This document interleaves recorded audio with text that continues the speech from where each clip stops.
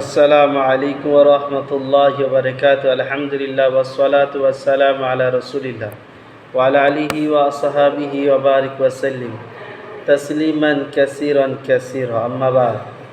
আজ যে বিষয় বস্তুর উপরে হাদিস পেশ করা হবে সেটা হচ্ছে এই যে বর্তমান ফিলিস্তিনে যে যুদ্ধটা হচ্ছে, ইসরাইল কেন এত উঠে পড়ে লেগেছে ফিলিস্তিনকে দখল করা, বাইতুল মাকদিসকে কবজা করা। এটা একটা কিয়ামতের বড় আলামত। কেন হাদিসের মধ্যে এসে আসল শুনি, আন মুআয ইবনে জাবাল قال قال রাসূলুল্লাহ সাল্লাল্লাহু আলাইহি সাল্লাম উমরানু বাইতুল মাকদিস খারাবুল ইয়াসরিব ওয়া খারাবু ইয়াসরিব খুরুজুল মালহামাতি ওয়া খুরুজুল মালহামাতি ফাতহুল কুসতুনতুনিয়াতি ওয়া ফাতহুল কুসতুনতুনিয়াতি খুরুজুদ দাজ্জালি সুম্মা যারাবা আলা ফাখিজি আও আলা মুনকাবিহি সুম্মা ক্বাল ইন্না হাযা হাক্কু কামা আন্নাকা কাঈদুন ওয়া কানা মাকহুলুন ইউহাদ্দিসু বি আন জুবাইর ইবনে নুফাইর।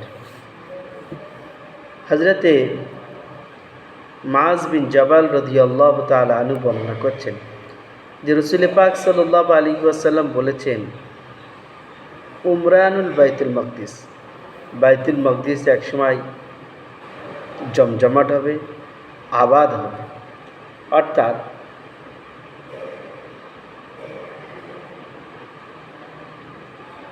তখন কি হবে? ইয়াসরিব খারাব বা ইয়াসরিব, তখন মদিনা বিরান হয়ে যাবে। এই মদিনায় যে এত লোক যাচ্ছে, বাইতুল মাকদিসের তুলনায় তখন এখানে কম হয়ে যাবে, বিরান। ও খারাব ইয়াসরিব, আর মদিনা যখন বিরান হয়ে যাবে, খুরুজুল মালহামা, জঙ্গে আজিম শুরু হয়ে যাবে। আর জঙ্গে আজিম যখন শুরু হয়ে যাবে, খুরুজুল মালহামা, জঙ্গে আজিম যখন শুরু হয়ে যাবে, ফাতহুল কুসতুনতুনিয়াতি, তখন কুসতুনতুনিয়া অর্থাৎ তুরস্ক ফাতা হয়ে যাবে। মানে এখন যে সময়টা চলছে, এই সময়টাই তুরস্ক এখনও পর্যন্ত আজাদ আছে, কিন্তু অতি সত্বরে এটি ইসরায়েল তথা অন্য শক্তিরা, ইসলাম বিরোধীরা এটাকে নিজেদের কবজায় নিয়ে নেবে। ও ফাতুল কুসতুনতুনিয়াতু খুরুজুদ দাজ্জাল, তো বলছে যখন মালহামা শুরু হয়ে যাবে তখন কুসতুনতুনিয়া ফাতা হয়ে যাবে, আর কুসতুনতুনিয়া যখন ফাতা হয়ে যাবে তখন দাজ্জাল প্রকাশ আসবে। নবীজি বললেন, এরপরে নবীজি ওনার কাঁধে বা রানে হাত মেরে বললেন যে যেরকমভাবে তোমরা এখানে বসে আছো, হক সঠিক ঠিক তথ্য এগুলো হবে। এমনকি এটা হচ্ছে 2066 নম্বর হাদিস, আর 2085 নম্বর হাদিসে বলা হয়েছে যে জঙ্গে আজিম অর্থাৎ মালহামা ও ফাতায় কুসতুনতুনিয়া আর দাজ্জাল, এটি 7 মাসের মধ্যেই হবে। মানে যখন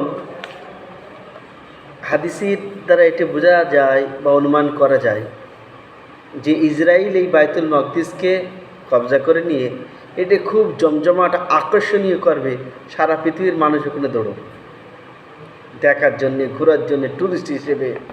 যেরকম কিছুদিন আগেই এই 7 অক্টোবর হওয়ার আগেই ইসরায়েলি সব লোক বেড়াতে যেত স্বর্গের দেশ হিসেবে। তো এর থেকেও বেশি আকর্ষণীয় হবে বোঝা যাচ্ছে। তখন মদিনায় মানুষের সংখ্যা, যাওয়ার সংখ্যা কমে যাবে, ওখানে বেশি হবে। খারাপ ইয়াসরিব বলতে এটুকু। তো বোঝা যাচ্ছে যে আমরা কিয়ামতের সন্নিকটে আছি। আল্লাহ তাআলা আমাদের সকলকে হালাল খাদ্য ভক্ষণ করার, শিরিক মুক্ত ঈমান রাখার, আর আল্লাহ তাআলা ফরজ আহকামের পাবন্দি, নবীজির সুন্নতের পাবন্দি করার তৌফিক দান করুন। বলুন আমিন।